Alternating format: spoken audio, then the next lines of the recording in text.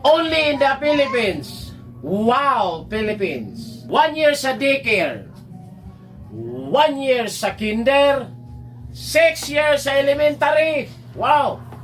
4 years sa high school. Wow. 2 years sa K-12. Wow. 4 years sa college. Wow. Total 18 years schooling. Pag-apply ng trabaho, pagkatapos mag-aral. Requirements. Diploma. Hindi pa binigay. TOR. Hindi pa rin binigay kasi may utang sa school. Resume, biodata lang yung dala, hindi pa tanggap. Barangay clearance. Police clearance. NBI clearance. Hit pa. Birth certificate, hindi tumanggap ng local. Valid ID, nako, samot. Hindi pa dumating.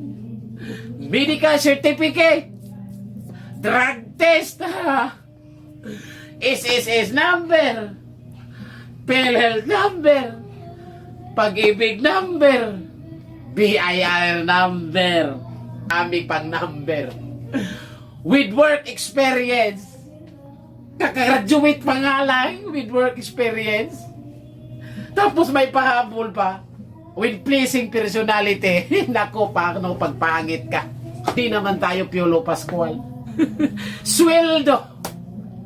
435 minimum wage earner Cebu. Cebu reta. South Korea. South Korea. Walang schooling. Pass lang ka sa exam. Kahit grade 1, kahit walang grado. Basta maipasa mo yung exam.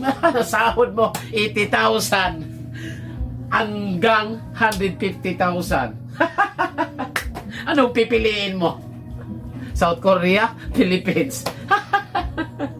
South Korea na lang tayo, mag-review na lang tayo. Hichime kokoro, hanyo chonon chonon, sumnida. South Korea.